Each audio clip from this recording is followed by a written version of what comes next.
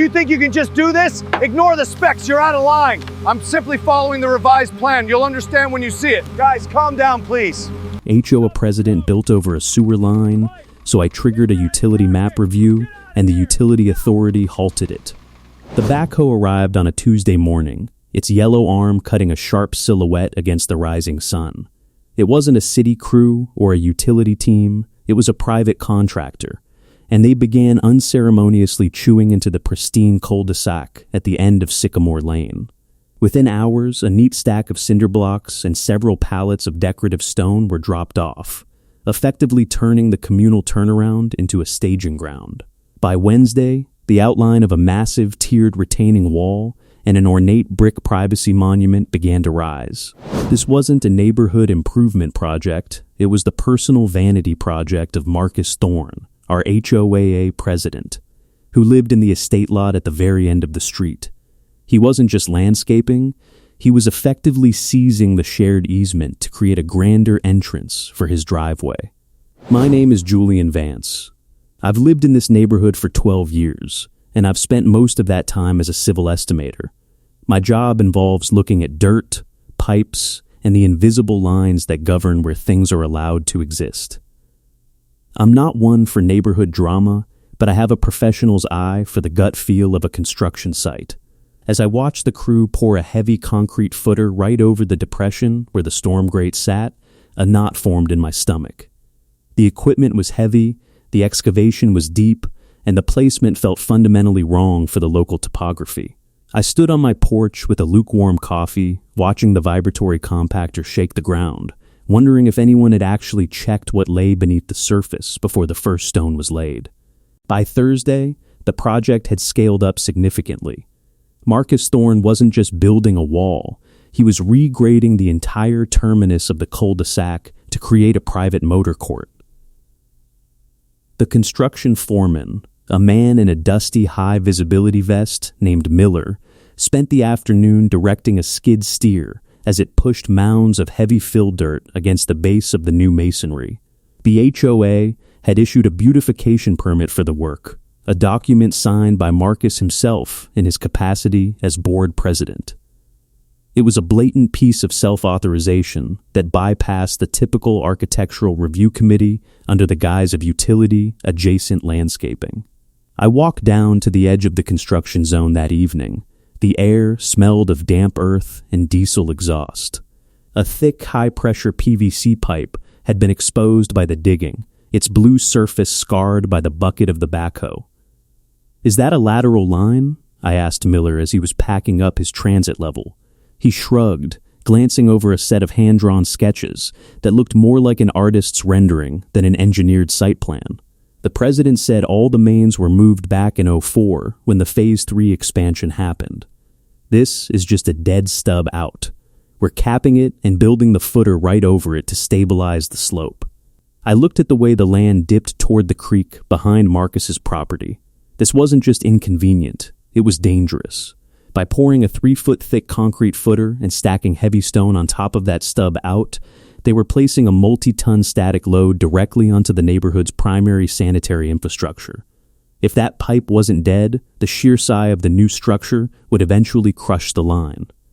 The beautification was effectively a structural cork being driven into the neighborhood's main artery. The dead stub-out theory didn't sit right with me. On Friday morning, I skipped my usual project meeting and drove to the County Planning and Utilities Department. The office was quiet, smelling of old paper and industrial floor wax. I spent 2 hours at a scarred wooden table with a clerk named Mrs. Gable, who helped me pull the archived subdivision plats from the original 1998 development and the 2004 expansion. We unrolled the heavy vellum maps, and there it was, a thick, dashed line labeled 8-inch sanitary sewer main, regional interceptor. According to the 2004 amended plat, the line hadn't been moved. It had been encased in a reinforced concrete jacket to allow for the cul-de-sac's pavement. But the new privacy monument Marcus was building wasn't on the pavement. It was 5 feet off the curb, precisely where the map indicated a high-pressure relief valve and an inspection manhole should be. I cross-referenced the GPS coordinates from the plat with the stakes I'd seen on site. The masonry footer for the wall was being poured directly over a critical junction point. I brought this up to Miller when I got back. He looked at the photocopy of the plat, then at the massive concrete pour scheduled for the next morning. "Look, Vance, I just followed the permit," he said, wiping sweat from his forehead. "Thorne says the H.O.A. owns this sliver of land, and the H.O.A. says it's clear. If I stop now, I lose a $10,000 concrete slot." For a moment, it seemed the momentum of the machinery would bury the truth. Marcus even walked down his driveway, waving a hand dismissively at my outdated maps. He insisted the 2004 maps were superseded by a 2018 adjustment he had personally overseen. He was borderline smug as he stood on the fresh-filled dirt. But as I looked at the blue pipe again, I noticed a faint, rhythmic vibration coming from the ground. It wasn't a dead stub out. It was a pressurized main, and it was already under duress. The next morning, the concrete mixer didn't just show up. It was intercepted by a white SUV with the municipal seal of the Regional Water and Sewer Authority. I hadn't called the HOA board or filed a neighborly complaint. I had simply emailed the 2004 plat map and a time-stamped photo of the scarred blue pipe to the authority's lead inspector, Sarah Jenkins. When she stepped out of her vehicle, the atmosphere shifted from construction hustle to a heavy, bureaucratic silence. Miller immediately signaled his crew to cut the engines. Marcus Thorne emerged from his front door, already prepared with a rehearsed speech about community aesthetics. Here is what they didn't know. While the HOA might have jurisdiction over surface-level landscaping, the Regional Water and Sewer Authority held a super-priority easement that predated the neighborhood itself. In the eyes of the state, that 8-inch sanitary main was critical infrastructure. Any structure built within 10 feet of its centerline was a direct violation of the Regional Utility Code. Inspector Jenkins didn't care about the board-signed permits or the expensive masonry. She walked to the edge of the excavation, looked at the scarred pipe, and then at the massive concrete footer. She pulled a red aerosol can from her belt and sprayed a long, jagged line directly across the middle of Marcus's new wall. "This is an immediate stop work order," she said, her voice carrying across the street. "You've excavated within a primary utility corridor without a Class A utility locate. This footer isn't just a code violation, it's an illegal encroachment.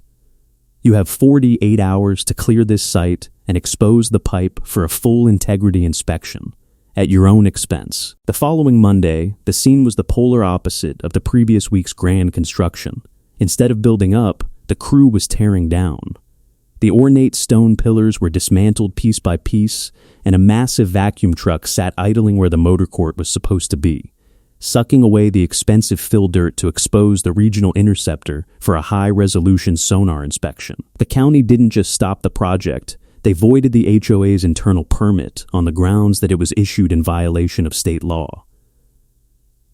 Marcus Thorne was nowhere to be seen, though rumor had it he was facing a personal bill for the emergency inspection and the restoration of the easement. The grand entrance he'd envisioned had been replaced by orange safety fences and a permanent yellow utility marker where his privacy monument once stood.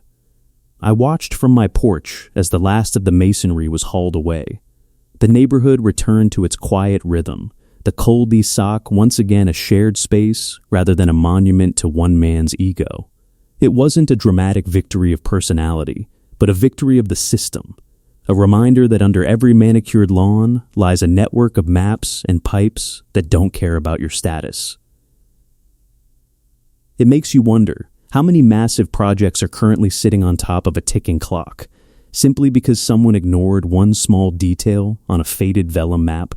Marcus's wall is gone, but the pressure in that line remains.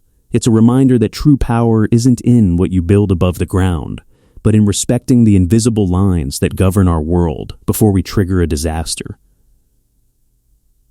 This was a story of maps, pipes, and the system winning. If you want more cinematic tales of HOAs, ego, and local chaos, make sure you respect the subscription button.